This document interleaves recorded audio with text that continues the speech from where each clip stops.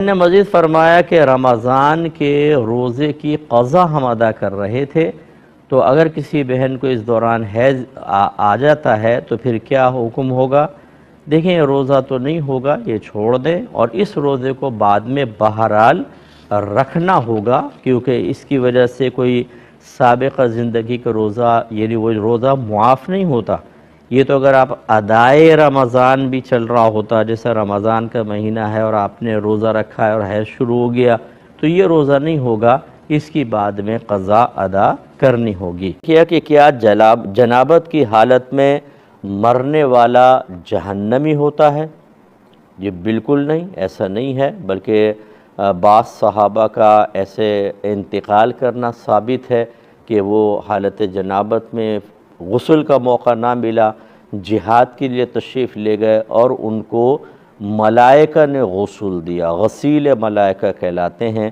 تو ایسی پچھلے امتوں کی بھی واقعات موجود ہیں، تو اس میں کوئی حرج نہیں ہے، یعنی حرج نہیں ہے سے مراد کہنے کا یہ ہے کہ خدا نخواستہ اگر کوئی حالت جنابت میں انتقال کر جاتا ہے تو جہنمی نہیں ہے، ایسا نہیں ہے، وہ جنتی ہے۔ اور اسی لیے دیکھیں، یہ یاد رکھیے گا اچھی طریقے سے کہ جیسے انسان مرتا ہے تو اس پر ایک عارضی جنابت طاری ہو جاتی ہے، اسی لیے زندہ لوگوں کو اس کو غسل دینے کا حکم ہوتا ہے۔ ورنہ کیوں غسل دیتے ہیں؟ کیا وجہ ہے؟ اگر ایک آدمی غسل کر کے انتقال کر گیا تو پھر کیوں غسل دیں گے ہم؟ حالانکہ ہم پہ اب بھی غسل دینا فرض ہے، اور فرض وہیں پر ہوتا ہے کہ جب کوئی ناپاکی طاری ہوتی ہے۔ اس کا مطلب ہے کہ روح جب بدن سے نکلتی ہے تو پھر بھی جسم پر ایک حکمی نجاست طاری ہو جاتی ہے، جس کو جنابت سے بھی تعبیر کرتے ہیں۔ تو اگر جنبی شخص جہنمی ہوتا تو پھر اس کا مطلب ہے ہر شخص پہ خود بخود جنابت طاری ہوتی، سب جہنمی ہو جاتے۔ اس لیے اس قسم کی باتوں کا بالکل اعتبار نہ کریں۔ اور اچھا کیا تھا کہ کسی نے کہا ہے کہ چلتے پھرتے درود پاک نہ پڑھا کرو، اس سے گھٹنوں میں درد ہو جاتا ہے۔ دیکھیں، جس نے کہا بالکل غلط کہا، اور ہمارے اکابرین کی تعلیم کے بالکل خلاف کہا۔ شیخ عبدالحق محدث دہلوی رحمۃ اللہ علیہ سے کسی نے پوچھا کہ میں عمرے پہ جا رہا ہوں یا حج پر جا رہا ہوں، دوران طواف کون سی دعائیں پڑھوں؟ تو آپ نے ارشاد فرمایا کہ درود پاک پڑھو کہ یہ سب سے افضل ہے۔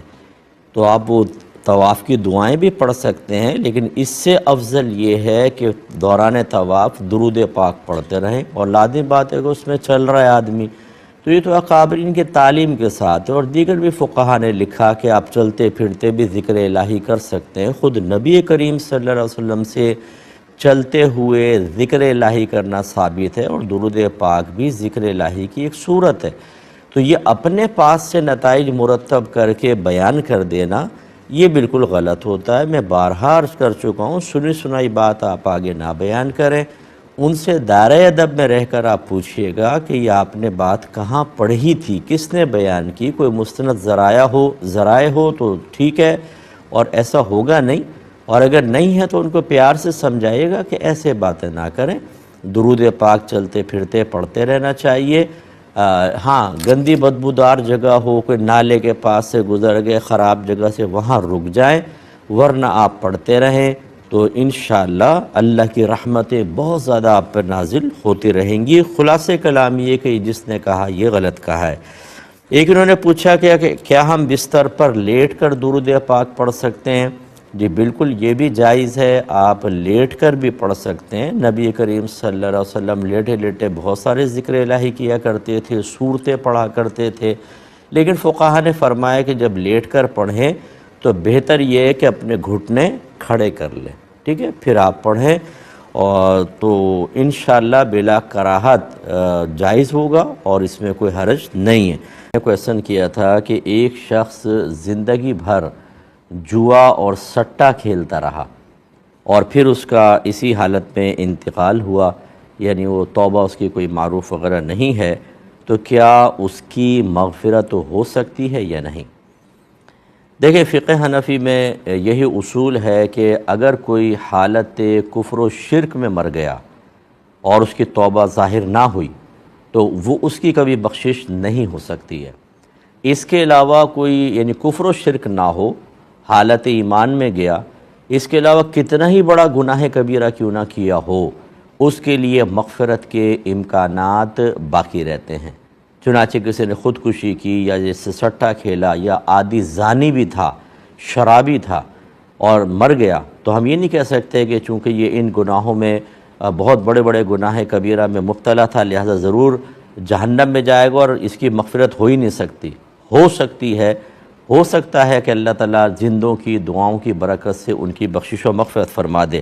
یہ سورہ نساء آیت نمبر 48 دیکھیں، اللہ تعالیٰ فرماتا ہے کہ ان اللہ لا یغفر ان یشرک بہ، بے شک اللہ تبارک و تعالیٰ اس کو نہیں بخشے گا، اس کی مغفرت نہیں فرمائے گا کہ اس کے ساتھ شریک ٹھہرایا جائے۔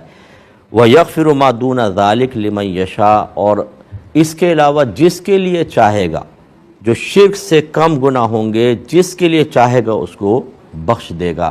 تو اللہ سے اچھی امید رکھنی چاہیے، اور ایسے لوگوں کے لیے آپ دعائے بخشش و مغفرت بھی کر سکتے ہیں کہ اللہ چلو گناہ میں چلا گیا، توبہ کیے بغیر اللہ معاف فرما دے، لیکن یہ بھی ہو سکتا ہے کہ اللہ تبارک و تعالیٰ اسے عذاب میں مبتلا کرے۔